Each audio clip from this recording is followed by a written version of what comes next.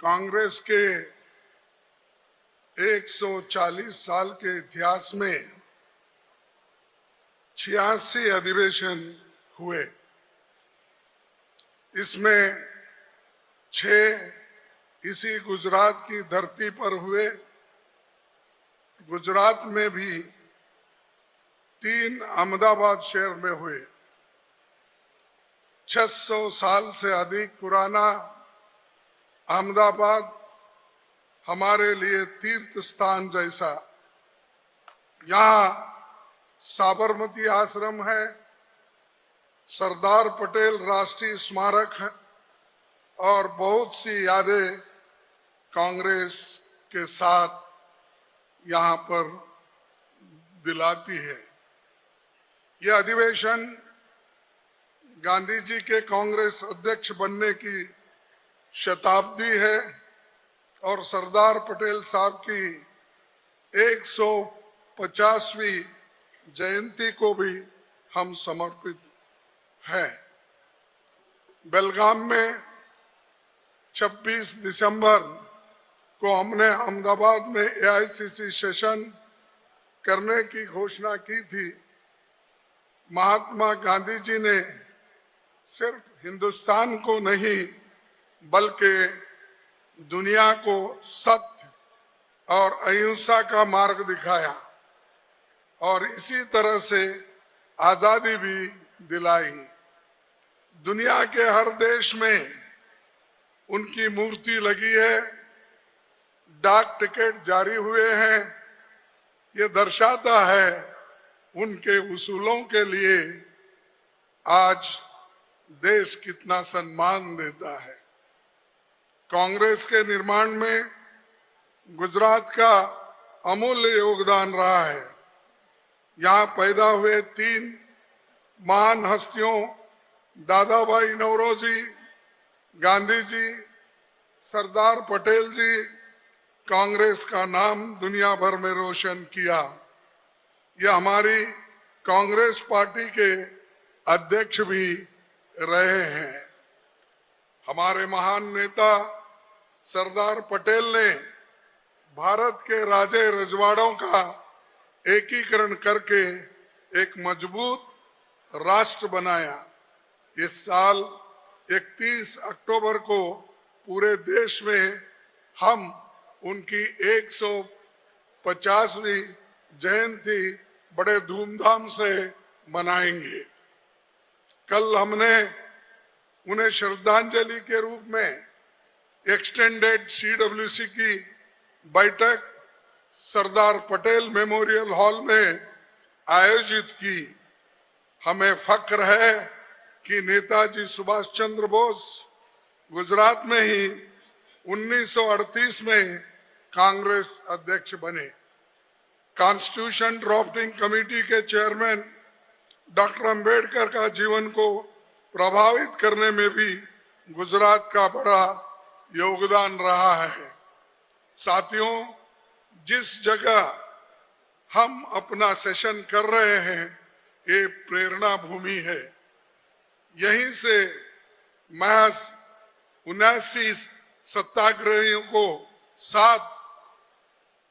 12 मार्च 1930 को गांधी जी ने दांडी मार्च यात्रा आरंभ किया था। उस नमक सत्याग्रह से अंग्रेजी सरकार हिल गई थी। इसके 75 वर्ष बाद 2005 में सोनिया गांधी जी कांग्रेस अध्यक्ष काल में कांग्रेस ने फिर से दांडी यात्रा निकाली थी, जिसने देश के नौजवानों को प्रेरित किया था। महात्मा गांधी जी के नेतृत्व में कांग्रेस गांव, खेत मजदूर और गरीबों की पार्टी बनी और कमजोर तबके की आवाज बनी थी। गांधी जी पंक्ति में खड़े अंतिम आदमी के बारे में सोचते थे और अंत्योदय गांधी जी की ही सोच थी, जो गरीबों के लिए उन्होंने हमेशा अपना दिल खोलकर मदद किया। कांग्रेस के लिए 15 जून 1986 को गांधी जी ने जो कुछ कहा था वो आज के दौरान मैं उतना ही महत्व रखता हूं और मैं आपके सामने कुछ बातें उनके रखता हूं। उन्होंने कहा था, हिंदू हो, मुसलमान हो या किसी भी जाति के हो, कांग्रेस के लिए सब बराबर है। जो कमजोर है उनको ऊपर उठाना कांग्रेस का काम है। जो गर्त में है उनको ऊपर लाए, सबको बराबरी का जगह पर लाकर खड़ा करे। कांग्रेसी यही सोच है कि न किसी को हिमालय के चोटी पर रहना है, न किसी को पाताल में ढकलना है। ये महात्मा गांधी जी के शब्द हैं और इसको मैं इसलिए दोहरा रहा हूं, आज के जमाने में गरीब गरीब होते जा रहा है, अमीर अमीर होता जा रहा है। ये जो गरीब और अमीरी की खाई बढ़ती जा रही है, जिसका जिक्र कल राहुल गांधी जी ने भी किया और आज हम आपको बताना चाहते हैं, ये विचारधारा गांधी जी के थे और गांधी जी के विचारधारा पर ही हमारी पार्टी चल रही है। गांधी जी ने 1947 को एआईसीसी की बैठक में सांप्रदायिक संस्था के खिलाफ एक प्रस्ताव पर बोलते हुए कहा था, कांग्रेस सारे देश और सब संप्रदायों की सेविका है। सांप्रदायिक संस्थाओं और उनके जहरीले सिद्धांतों को तथा कामों का उचित उत्तर ये होगा कि कांग्रेस प्रबल जनमत तैयार करे जिससे वे प्रभावहीन हो जाए। यानी जनमत तैयार करने का जिम्मेदारी हमारी है और ये जो जहरीले सिद्धांतों के लोग हैं उनको उत्तर देना यही है कि हम एक होकर लड़ना। गांधी जी के बातें में खास तौर पर अपने नौजवान साथियों के लिए बता रहा हूं, 1920 से 1947 के बीच कांग्रेस का कोई ऐसा महत्वपूर्ण प्रस्ताव नहीं जिस पर गांधी जी की छाप न हो। साथियों, ये तो हमारे पार्टी के गौरवशाली इतिहास की बातें थी। अब चंद बातें मैं मौजूदा हालात पर करूंगा। पिछले 11 वर्ष में सत्ताधारी दल संविधान पर चोट कर रहा है। हमारे संवैधानिक मूल्यों, संवैधानिक प्रावधानों, संवैधानिक संस्थाओं पर लगातार हमला हो रहा है और इसको रोकना जरूरी है। इसके लिए हम सब कुछ करने के लिए तैयार होना चाहिए। हाल में हुए संसद के बजट सत्र में सरकार ने मन माने अपना काम चलाया। स्पीकर ने leader of opposition Rahul Gandhi ji को नाम लिया, उनको बोलने के लिए कहा, फिर बाद उन्होंने उनको बोलने नहीं दिया। ये डेमोक्रेसी में लज्जा की बात है। एक अपोजिशन लीडर को अगर आप बात करने नहीं देते, क्या आप सामान्य लोगों को करें? क्या आप सामान्य लोगों को लोकतंत्र का फल दे पाएंगे? लोगों की आवाज को उठाने वाले ये लोपी जिनके आवाज को दबाया जाता है, तो इसके ऊपर से सोचिए कि आज की सरकार किस मानसिकता के साथ चल रही है। इसीलिए हमको आवाज उठाना जरूरी है। लेकिन आज जो हो रहा है वैसा पहले कभी नहीं हुआ। जनता के सरोकार के जरूरी मुद्दों पर बहस करने के बजाय सरकार कम्युनल पोलराइजेशन के लिए रात के 3-4 बजे तक संसद में बहस कराती रही और मणिपुर जैसे अहम मुद्दे पर रात के 4:30 बजे बहस शुरू होती है। मैंने कहा शाह जी को, अरे भाई ये कल बात करेंगे, क्योंकि इन मुद्दों पे हमको कुछ रोशनी डालना है, समझाना है और देश के लोगों को भी ये मालूम होना है मणिपुर का इंसिडेंट कैसा चल रहा है, वहां पर किस तरह की गवर्नेंस चल रही है। तभी भी सरकार नहीं मानी। इसका मतलब है कि सरकार कुछ छुपाना चाहती है, जनता से छुपाकर उनके जो फेल्यूअर्स है उसको वो एक ढंग से उसको छुपाकर रखना चाहती है। तो इसीलिए रात के 5 बजे तक पार्लियामेंट चली। तो इससे सोचिए वो कितने गंभीरता से विषय को लेते हैं। अरे कोई सो रहा है, कोई बैठा हुआ है और कोई देख रहा है इधर उधर।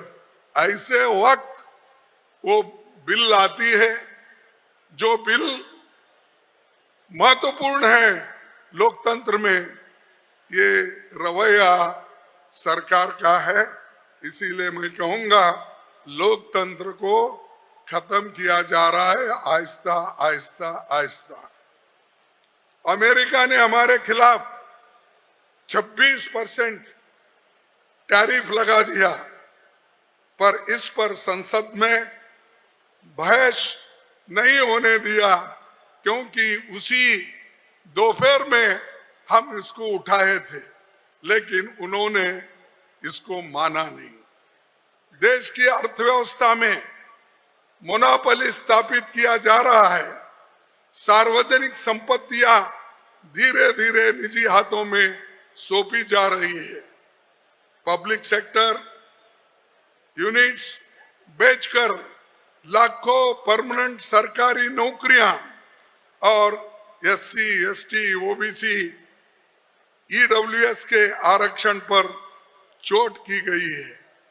कि जो दलितों को, पिछड़ों को और अपर कास्ट में भी जो गरीब लोग हैं उनके लिए जो रिजर्वेशन था, वो रिजर्वेशन के तहत वो भर्ती नहीं करना चाहते हैं, नौकरी नहीं देना चाहते हैं। इसीलिए एक एक करके पब्लिक सेक्टर को तो बेच रहे हैं और अपने दोस्तों को वो सुपुर्द कर रहे हैं।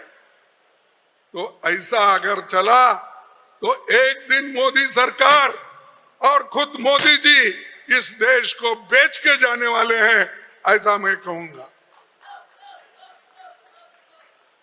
क्योंकि उनको अगर फिक्र होती, जो पंडित जवाहरलाल नेहरू जी ने इस देश के बड़े बड़े कारखाने बनाए, और ऐसे कारखानों को, ऐसे जो पब्लिक सेक्टर को ये मोदी जी खत्म कर रहे हैं। और मैं आगे कहना चाहता हूं, बताऊंगा मैं क्या कर रहे हैं। एयरपोर्ट, पोर्ट, माइनिंग या पावर, मीडिया हाउसेस हो या टेलीकम्युनिकेशंस, यहां तक कि अमेरिका के बिना ऑक्शन के सैटेलाइट टेक्नोलॉजी अपने उद्योगपति मित्रों को ये सरकार दिलवा रही है, जिससे हमारी राष्ट्रीय सुरक्षा को भी खतरा है।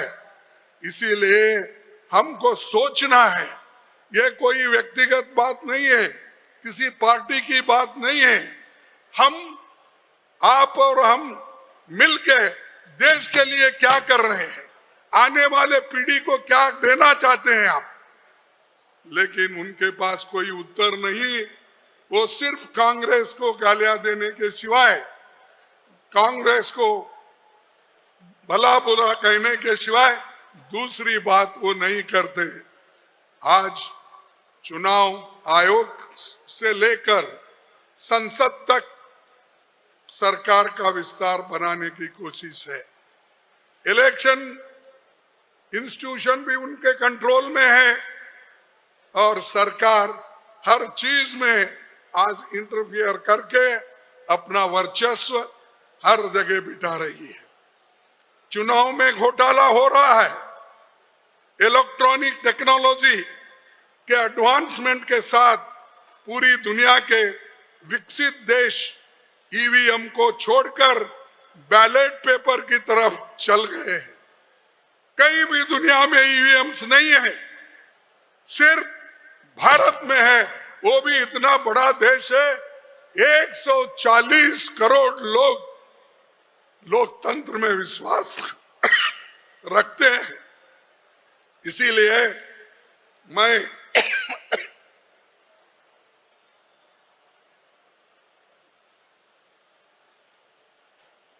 विकसित देश भी बैलेट पेपर में, लेकिन हम ईवीएम पे चल रहे हैं। ये सब फ्रॉड है, मैं ये कहूंगा, लेकिन वो लोग प्रूव करो। अरे आपने ऐसे टेक्निक बना लिए हैं कि जिससे आपको फायदा हो, अपोजिशन पार्टी को नुकसान हो, ऐसे टेक्नोलॉजी बनाकर अगर हमको हराना चाहते हैं तो आज नहीं कल इस देश के नौजवान उठेंगे और आपको हाथ पकड़ के ये कहेंगे हमको बैलेट पेपर होना चाहिए, ईवीएम नको। महाराष्ट्र में क्या हुआ? राहुल जी ने ये सवाल पहले उठाए, पार्लियामेंट में उठाए, प्रेस में बोले, हम लोग बोले, लेकिन सरकार असर नहीं हुआ। अरे असेंबली और पार्लियामेंट इलेक्शन के बीच में अगर 50 लाख वोट्स वहां पर ज्यादा होते हैं तो आप ही बताइए ये कैसा डेमोक्रेसी, ये कैसा इलेक्शन कमीशन, ये कैसा वोटर लिस्ट उन्होंने बनाया? सब फर्जी बना के जीत गए। महाराष्ट्र का इलेक्शन ये तो फ्रॉड है, डेमोक्रेसी पे ये एक मार है। इसलिए यही बात हरियाणा में भी हुई है। हो सकता है वो छोटे प्रमाण पे हुई, लेकिन सबसे बड़े पैमाने में हमारे पास ही है। अरे हमारे सीट सबसे ज्यादा पार्लियामेंट में आ सकते हैं, वही वोटर लिस्ट सिर्फ थोड़े दिन में बदल के एमएलए उनके आते हैं। मैं कहीं नहीं सुना, कहीं नहीं देखा कि ये बीजेपी वहां 150 सीटें लड़ती है और 150 सीटें लड़ती है और 138 सीटें लाती है। 90% रिजल्ट कभी हुआ है इस देश में? अनेक इलेक्शन हमने देखे हैं। मैं तो खुद 12-13 इलेक्शन लड़ा हूं, ऐसा कभी नहीं हुआ। जो फ्रॉड महाराष्ट्र में हुआ वो सिर्फ डेमोक्रेसी को तबाह और तंग करने के लिए और अपोजिशन को हराने के लिए उन्होंने ये काम किया है। इसके खिलाफ भी हमको लड़ना है। और वोटर लिस्ट में बड़े पैमाने जो गड़बड़ियां हो गई, इसको रोकने के लिए हम बहुत से सवाल और हमारे एडवोकेट्स भी और लीडर्स भी इस पर बहुत काम किए, लेकिन फिर भी हम इसमें पीछे हैं। इसको ढूंढ के निकालेंगे। जो चोर चोरी करता है वो आज नहीं कल पकड़ा जाता है, उसके लिए हम वो कोशिश कर रहे हैं। भाइयों, थोड़े दिनों में सरकार अब इधर इधर नए नए नारे देती है और लोगों को भटकाती है। खास करके आज 15 लाख संपन्न भारतीयों विदेशों में जाकर बस गए हैं। 15 लाख लोग जो अमीर हैं वो विदेशियों में जाके बसे, फॉरेन कंट्रीज में जाके बसे हैं। बेरोजगारी से बचने के लिए विदेश में काम करने गए हुए नौजवानों को जंजीरों में बांधकर अमेरिका से वापस भेजा जा रहा है, लेकिन हमारे प्राइम मिनिस्टर मुग्ध है, साइलेंट है। बाकी के वक्त तो खूब बकते हैं, खूब बोलते हैं, लेकिन जब लोगों के ऊपर अन्याय होता है, हमारे नौजवानों ऊपर वो अन्याय होता है, जो अनएम्प्लॉयमेंट का प्रॉब्लम आता है, तो उस वक्त चुप बैठते हैं और चुप बैठकर उस पर ध्यान नहीं देते। ये एक ही चीज नहीं है, और अनेक चीजें भी है। भाइयों, ये जो खास करके सत्ताधारी दल बार बार यही बताने का प्रयास कर रहा है कि भारत का विकास सिर्फ 2014 के बाद ही हुआ है। गुजरात की ही मिसाल लीजिए, यहाँ की अधिकतर संस्थाएं कांग्रेस राज्य में बनी है। चंडीगढ़ के बाद देश का दूसरा मॉडर्न सिटी गांधीनगर भी कांग्रेस की ही देन है या नहीं? गुजराती लोग यहाँ बैठे नहीं है ना? गांधीनगर कब बना? कांग्रेस के जमाने में बना। मोदी बोलते हैं ये मेरे जमाने में बना। आप मानते हैं इसको? और उसी तरह यहां पर बड़ी बड़ी शिक्षण संस्थाएं बनी, जिसमें IIM मोदी के जमाने में बना, इसरो मोदी जी के जमाने में बना। और मैं ये पूछना चाहता हूं, श्वेत क्रांति, व्हाइट रेवोल्यूशन, वो भी 2014 के बाद ही बना। आप मानते हैं इसको? नहीं। क्या त्रिभुवन दास पटेल जो कोऑपरेटिव सोसाइटी, दूध की सोसाइटियां बनाई, क्या वो भी मोदी जी के जमाने में हुआ? कुरियन जो यहां पर बहुत बड़ा यहां लोगों को मदद किया, कोऑपरेटिव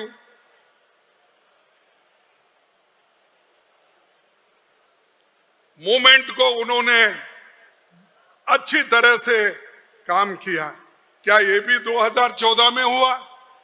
मैं पूछ रहा, ऐसे बड़े बड़े काम हमारे लोगों ने किया, फिर भी 70 साल में कांग्रेस ने क्या किया? अब वो 70 साल छोड़ दिए, फिर 60 पे आए, अब 60 छोड़ दिए, 55 पे आए। 55 सालों में आपके, अरे भाई तुम तो 11 साल प्राइम मिनिस्टर हो गए, 13.5 साल चीफ मिनिस्टर है गुजरात के, फिर भी गुजरात को क्या आपने यहाँ के गरीबों का गरीबी हटाया? क्या दलितों का? आज मैं देखा एक दलित आदमी जो इनके जमाने में जब वो मंदिर में गया रामनवमी के लिए, वो हमारा LOP है, अंदर गया, दर्शन लिया, जब बाहर आया तो वहां के लोग गंगा जल ला के पवित्र करने का काम वो लोगों ने किया। ये शर्म की बात नहीं है? हम भी हिंदू हैं ना? जो दलित लोग हैं, जो पिछड़े हैं, जो अस्पृश्य लोग हैं, ये भी तो इंसान है ना? ये भी तो आपके हिंदू धर्म के ही वो अंग होते ना? उन्होंने अगर मंदिर में जाते हैं, दर्शन लेकर अगर आते हैं, तो आप वो गंगा जल छिड़का के उसको पवित्र करते हैं। ये शर्म की बात है। और बार बार ये कांग्रेस वाले हिंदुओं के खिलाफ है, ये हिंदू के मानते नहीं उसूल। यही उसूल मानना, हमको अंदर नहीं आने देते, दर्शन नहीं देते, हमका अपमान करते हो। और ये कल के पेपर में आए, ये बहुत दिन का नहीं, वो भी एक पॉलिटिशियन, वो भी एक LOP, उसकी हालत ये है तो सोचिए देहात में रहने वाले जो दलित हिंदू हैं उनकी क्या दशा होगी। मोदी साहब ये सुधारो पहले। शाह, पूरे आपके पास होम मिनिस्ट्री है, इन अत्याचारों को बंद करो, तब तुम इस देश के अच्छे होम मिनिस्टर बन सकते हो। लेकिन तुमको वो होना नहीं है। आपको सिर्फ ईडी, सीबीआई, आईबी इनके पीछे भागना है। गरीब लोगों को, छोटे मोटे व्यापारियों को तंग करना है, यह आपकी मंशा है। तो इसीलिए ऐसे लोगों से सतर्क रहना कांग्रेस का काम है। और ये काम सिर्फ कांग्रेस कर सकते हैं, ये काम सिर्फ राहुल गांधी जी कर सकते हैं, और सोनिया गांधी जी के आशीर्वाद से हम आगे बढ़ सकते हैं। मैं इसलिए बोल रहा हूं, राहुल गांधी जी के पास वो ऊर्जा है, नौजवान है और विचारधारा उनकी अच्छी है, गरीबों के बारे में सोचते हैं, बैकवर्ड्स के बारे में सोचते हैं, और हर समाज के गरीब, श्री एक कौम का बोल के नहीं बोलता मैं, वो चाहे अपर कास्ट के हो, लोअर कास्ट के हो, कोई भी, सबके लिए उनके दिल में जगह है, और उस ऊर्जा के साथ वो काम कर रहे हैं। लेकिन हम लोग सिर्फ जिंदाबाद जिंदाबाद करते फिरे, कुछ होने वाला नहीं है। अरे जिंदाबाद उस वक्त काम आता है, हम जीत के बाहर जब आते हैं उस वक्त जय जयकार आप करो। दूसरी बात मैं ये कहना चाहता हूं, ये तो हमेशा नरेंद्र मोदी जी कोई भी काम करते हैं उल्टा करते हैं। देश के लिए कोई अच्छी काम उन्होंने नहीं की।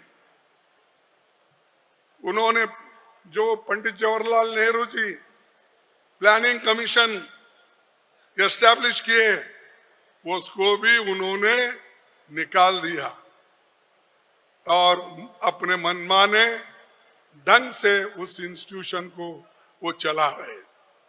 और इसी 5 ईयर प्लान से, नेहरू जी के 5 ईयर प्लान से ही ये देश आगे बढ़ा। लेकिन आज उसकी स्थिति क्या है आप जानते हैं। कभी जो देश के गरीबों के बारे में हमदर्दी नहीं रखता, वो इंसान हमेशा ऐसे गलत कामें करने के आगे चलता है। मैं ये भी कहना चाहता हूं, जब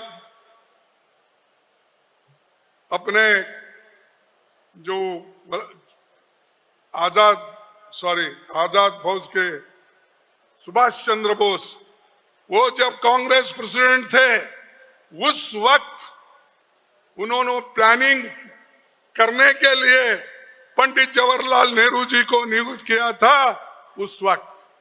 अरे हमारे पास तो आइडियाज आज के नहीं, हमारी सोच गरीबों के लिए कांग्रेस हमेशा इसका चिंतन और मंथन की है। और आप हमको कैसा तोड़ना, लोगों को कैसा भगाना, ये सब आप लोग कर रहे हैं। और इस 11 वर्ष में विपक्षी राज्यों के साथ सौतेला व्यवहार, सेंटर स्टेट रिलेशन इतने मजबूत थे कांग्रेस के जमाने में, यूपीए के जमाने, जब सोनिया गांधी जी चेयरपर्सन थे, मनमोहन सिंह जी जो हमारे प्रधानमंत्री थे, उस वक्त सेंटर स्टेट का रिलेशन इतना अच्छा था कि कोई भी कभी भी आके कुछ भी अपने लिए मांग सकता था। लेकिन मोदी जी के सरकार में अगर सच भी है जो उनको मिलना है, जैसा कि नरेगा का हो या और बजट में जो अनाउंस किए हैं, वो फंड पूछने को गए तो भी मोदी कभी नहीं देते। और आज हमारे चीफ मिनिस्टर्स, चाहे वो कर्नाटक के हो, चाहे वो तेलंगाना के हो, चाहे हमारे हिमाचल के हो, ये सब लोग, और झारखंड के हो, ये तड़प रहे। अरे भाई नरेगा के लिए फंड्स दो, गरीब लोग गरीबी से जूझ रहे हैं, उनको काम दो। लेकिन मोदी सरकार उधर ध्यान नहीं देती, क्योंकि उनके मित्र दोस्त लोग अमीर है। तो जो अमीर का दोस्त है वो गरीब का दोस्त नहीं बन सकता। इसीलिए हमको ये सिखाना है, कहना है कि हम लोग इसको छोड़ेंगे नहीं, हम लड़ते रहेंगे। और दूसरी बात, विपक्षी राज्यों में इनके भेजे हुए गवर्नर कैसा काम कर रहे हैं। हाँ, कल सुप्रीम कोर्ट ने ऐसा फटकारा मारा, वो जिंदगी भर हमारे मोदी साहब और उनके गवर्नर याद रखना चाहिए।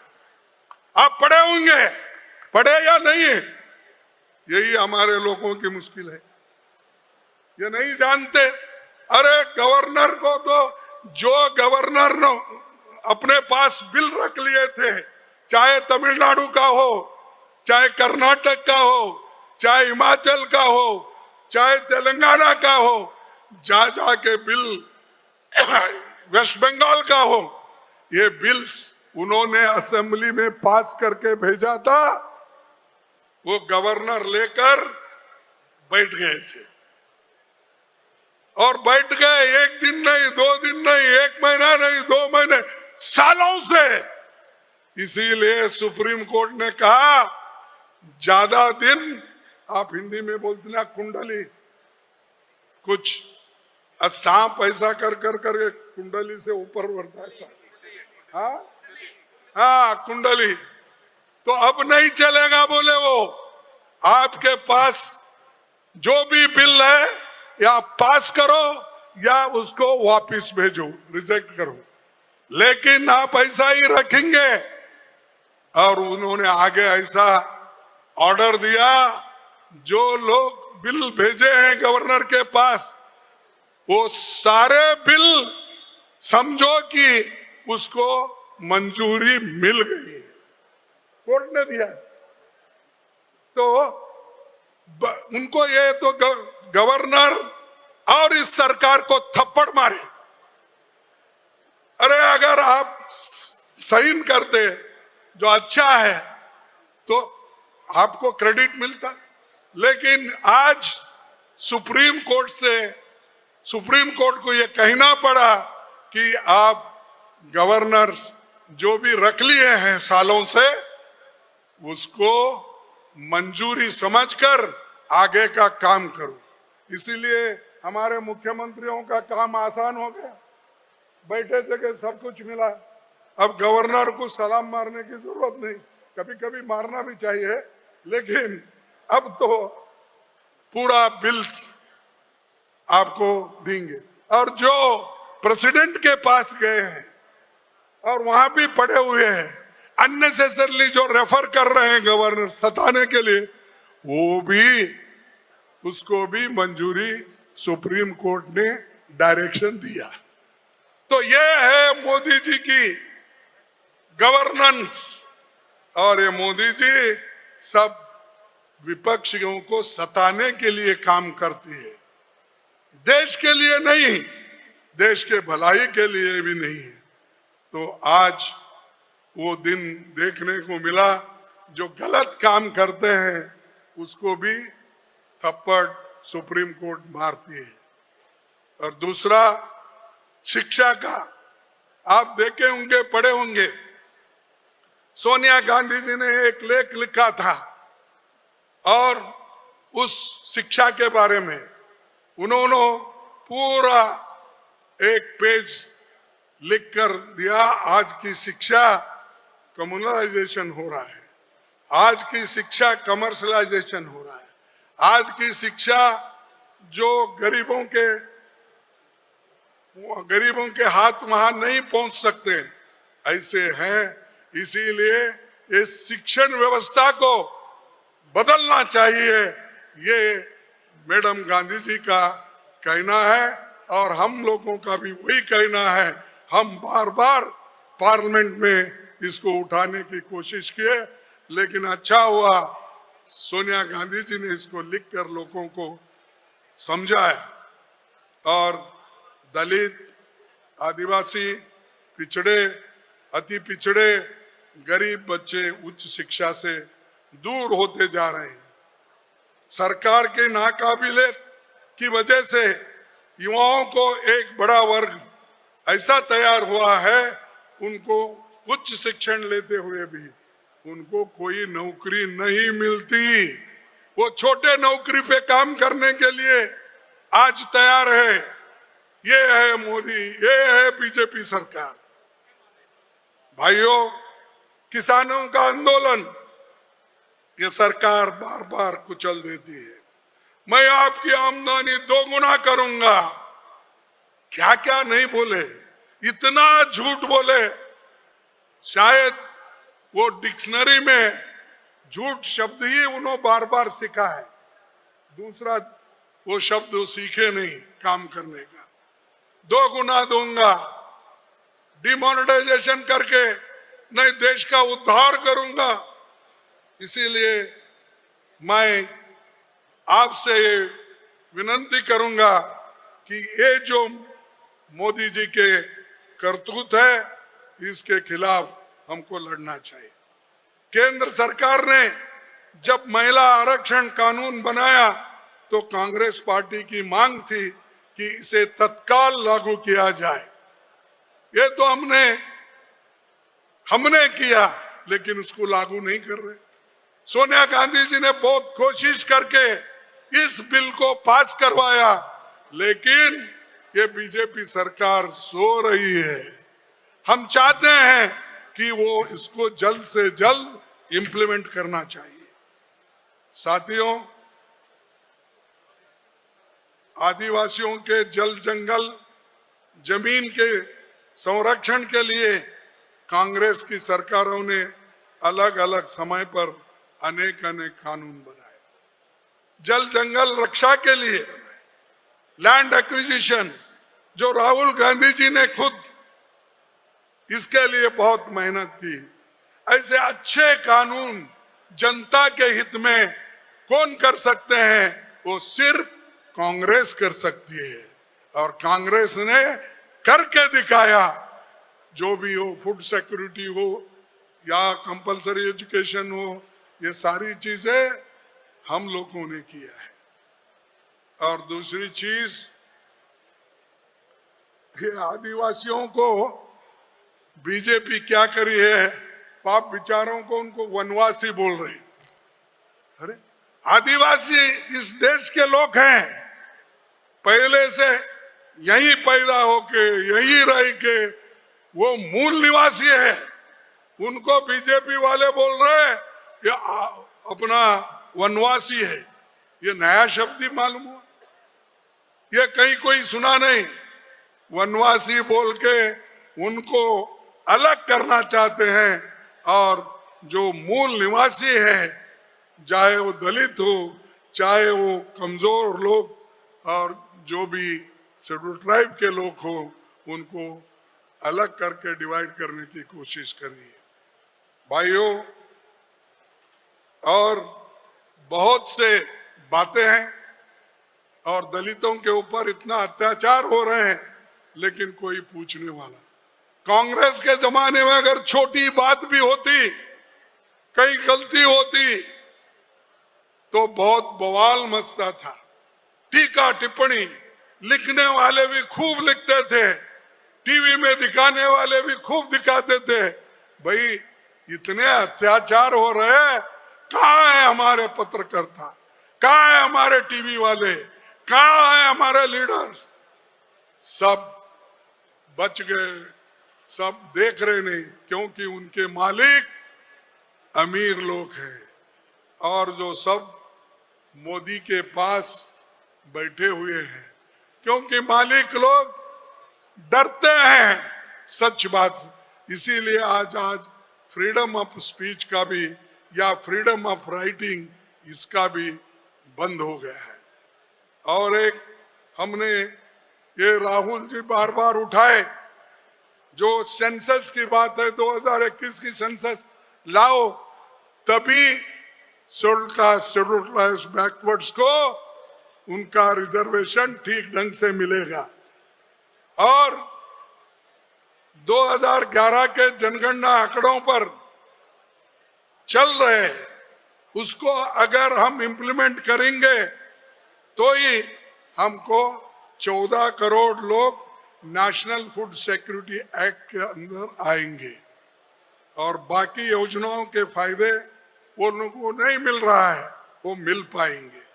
और जाति जनगणना ये जरूरी है, ओबीसी का जनगणना करना, उनके हकूक को उनको प्रोत्साहन देना, और हम लोग उस बारे में जातीय जनगणना बैकवर्ड क्लास के लिए बहुत जरूरी है, ओबीसी के लिए जरूरी है। जब ये जनजाति जनगणना होगी तो उनके जो भी ये है, जो शिक्षा का हो, नौकरी का हो, और उनके हकूक के लिए वो लड़ते रहेंगे। लेकिन वो काम मोदी जी नहीं करना चाहते। अपने आप को मोदी जी कहते हैं, पहले तो नहीं कहते थे, अब इधर इधर ये कह रहे हैं कि मैं बैकवर्ड हूं, मैं फलाना हूं। अरे भाई, आप बैकवर्ड है तो बैकवर्ड के लिए जनगणना लागू करो ना, करो। आपको कौन रोक? फायदे के लिए बैकवर्ड बोलते हैं, वोटों के लिए बैकवर्ड बोलते हैं, लेकिन बैकवर्ड लोगों की जनगणती नहीं कराना चाहते, क्योंकि उनकी जकड़ वो अमीर लोगों के हाथों में है।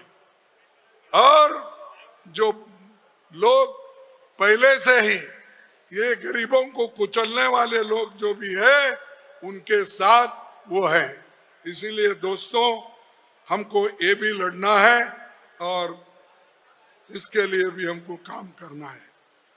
दूसरी बात, मैं अभी 2 मिनट में समाप्त करूंगा।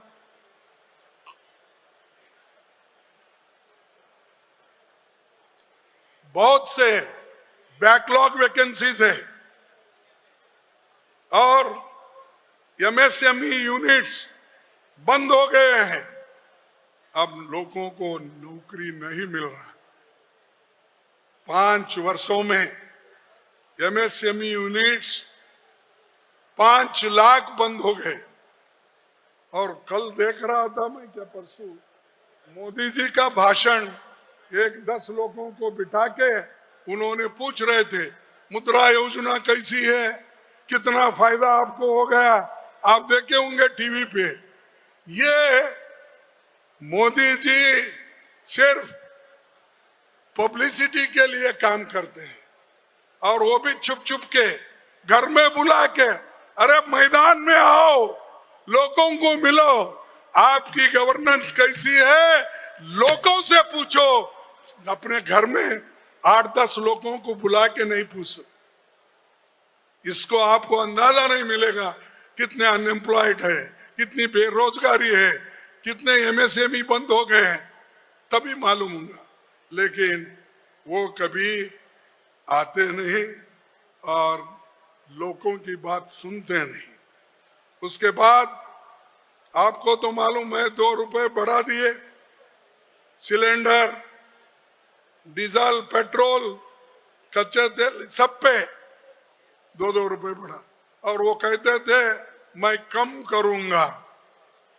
तो भाइयों, ये जो मोदी जी हमेशा गरीबों के खिलाफ काम करते हैं, गरीबों के लिए कुछ उन्होंने नया सोचा भी नहीं है, समझा भी नहीं है। इसीलिए मोदी जी की मेक इन इंडिया भी फेल्योर हो गई। मोदी जी का हर जो उनके पास विषय था, उसको उन्होंने कभी आगे नहीं बढ़ाया। तो मैं यही कहूंगा, सत्ताधारी दल भविष्य की चुनौतियों की तैयारी करने के बजाय 500 साल पुराने मुद्दों को उभार कर सांप्रदायिकता भड़का रही है। उनके आरएसएस के चीफ ने बोला, अरे भाई, हर मस्जिद के नीचे शिवलिंग मत ढूंढो, वो जो हो गया हो गया। उन्होंने कहा, फिर भी वो नहीं सुनते, कुछ ना कुछ उठाते हैं। और लोगों को डिवाइड करते हैं। ये मोदी जी अंगार लगा के छोड़ देते हैं, आरएसएस और उनके सभी वर्कर्स उसमें पेट्रोल डालते रहते हैं। तो भाइयों, आखिरी बात मैं ये कह के अपनी बात समाप्त करूंगा। डॉक्टर अंबेडकर जी ने भी ये बात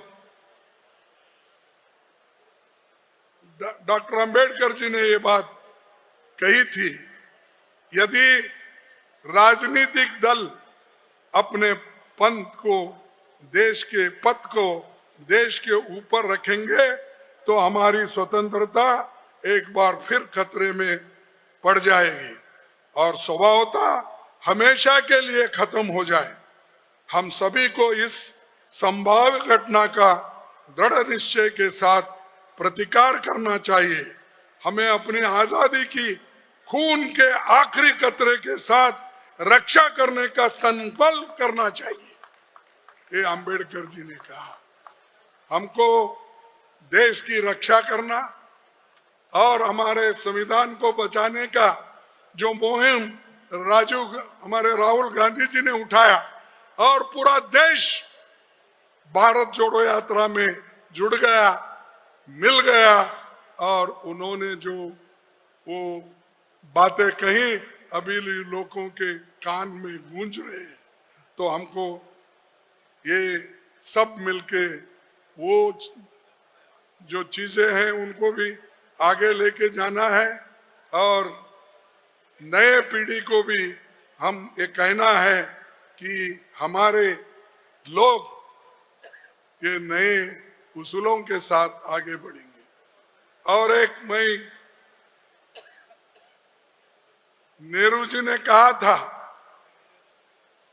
गांधी जी की शहादत के बाद नेहरू जी ने कहा था, हमें मिलकर रहना चाहिए और भीषण सांप्रदायिकता के उस विष का नाश कर देना चाहिए जिसने हमारे युग के सबसे महान पुरुष को मार डाला।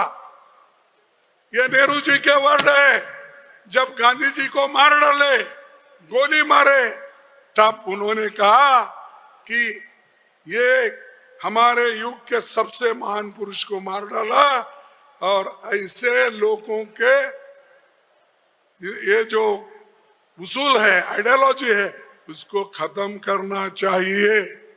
ये उनका कहना था और हम आज वो काम करने जा रहे हैं और इसी सिद्धांत के तहत हम आगे चलेंगे और साबरमती के तट पर से हम न्याय पथ पर चलने के लिए संकल्प, संघर्ष और समर्पण का संदेश लेकर यहाँ से चलेंगे। सरदार पटेल जी ने संगठन के महत्व को लेकर जो बात कही थी उसी को दोहराकर मैं अपनी बात आगे समाप्त करूंगा। उन्होंने कहा था, संगठन के बिना संख्या बल बेकार है। ये वल्लभ भाई पटेल की बात है। बिना संगठन के संख्या बल असली नहीं बल है। सूत के धागे अलग अलग रहते हैं तो अलग अलग बात होती है, पर जब वे बड़ी संख्या में एकत्र होते हैं तो कपड़े का स्वरूप धारण कर लेते हैं। तब उनकी मजबूती, सुंदरता और उपयोगिता अद्भुत हो जाती है। ये बात वल्लभ भाई पटेल जी ने उस वक्त कहा था। इसीलिए संगठन को बिना मजबूत किए, बल दिए हम आगे नहीं बढ़ सकते। और दूसरी, संगठन निर्माण के जिला अध्यक्षों की राहुल गांधी जी ने एक मीटिंग, हम सब लोग, हमारे सब जो डीसीसी प्रेसिडेंट थे उनकी मीटिंग हमने ली। एक गाइडलाइंस देने के लिए हमने पूरी कोशिश की और जिला अध्यक्ष को अपनी नियुक्ति के 1 साल के अंदर बूथ कमेटी बनाना, मंडल कमेटी बनाना, ब्लॉक कमेटी और जिला कमेटी में बेहतरीन लोगों को जोड़ते हुए बनाना है। इसमें कोई पक्षपात नहीं होना चाहिए और संगठन निर्माण में जिला अध्यक्षों की भूमिका महत्वपूर्ण होने वाली है। इसलिए इनकी नियुक्ति स्ट्रिक्टली एआईसीसी गाइडलाइंस के अनुसार निष्पक्षपात होना है। और हमने भी देश भर से जिला अध्यक्षों को 3 मीटिंग ली और आके का कार्यक्रम साथ में ये हाथ नहीं बटाते। मैं ये महत्व का मुद्दा रखूंगा। जो लोग पार्टी के काम में हाथ नहीं बटाते उन्हें आराम करने की आवश्यकता है। जिम्मेवारी नहीं निभाते उन्हें रिटायर होना चाहिए।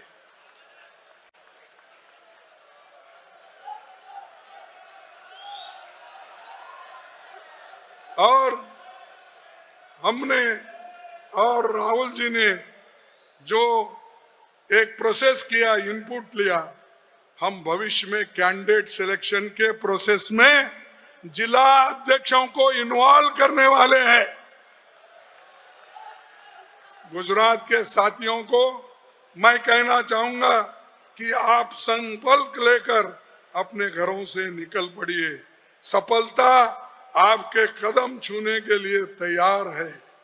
हम फिर से भारत की आजादी की लड़ाई लड़ रहे हैं। आजादी की इस दूसरी लड़ाई में दुश्मन फिर से अन्याय, असमानता, भेदभाव, गरीबी और सांप्रदायिकता ही है। फर्क बस ये है कि तब अन्याय, गरीबी, असमानता को बढ़ावा विदेशी देते थे, अब हमारी खुद की सरकार दे रही है। तब सांप्रदायिकता का फायदा विदेशी उठाते थे, आज स्वयं हमारी सरकार उठा रही है। पर हमें ये लड़ाई भी जीत कर रहना है और इसके लिए राहुल जी तैयार है, मैं और सोनिया गांधी जी का आशीर्वाद हमको है। हम कभी डरेंगे नहीं, झुकेंगे नहीं, आगे बढ़ते रहेंगे, हमारे मंजिल को हम पहुंचेंगे। यही कहकर मैं अपने शब्दों को समाप्त करता हूं। जय हिंद, जय गुजरात, जय कांग्रेस, जय हिंद। क्या कितने लोग पीछे के जरा कमजोर हो गए? जय हिंद, जय हिंद। धन्यवाद। आपको सबको नमस्कार।